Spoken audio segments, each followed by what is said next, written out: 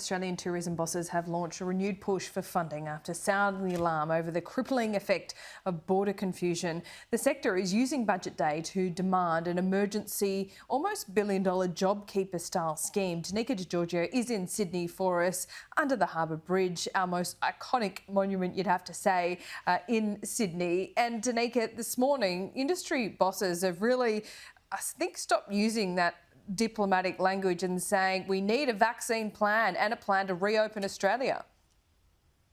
Yeah, and you can sense a lot of frustration from tourism bosses, particularly today, Laura.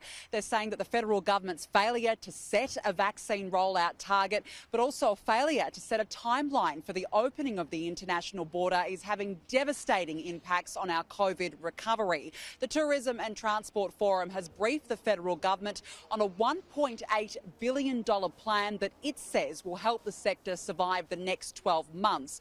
It includes $850 million for a wage subsidy, just like what we saw with the JobKeeper subsidy over the last 12 months. The Tourism and Transport Forum says the funding is urgently needed to save around 71,000 jobs as well as 22,000 businesses.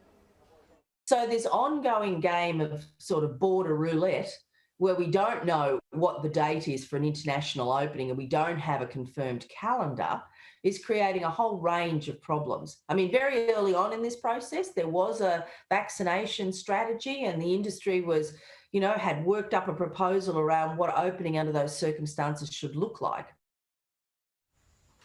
The push for funding comes after the Prime Minister said that Australia's border to the world will be closed indefinitely, but that the country is not pursuing an elimination program. The Treasurer has this morning confirmed that a timeframe for the vaccine rollout, as well as a reopening of international borders, will likely be included in tonight's budget. It's very hard to be precise in the middle of a pandemic. There's a lot of uncertainty globally, domestically, with respect to the virus. So tonight's budget has those assumptions in place, but the key point is we'll always follow the medical advice.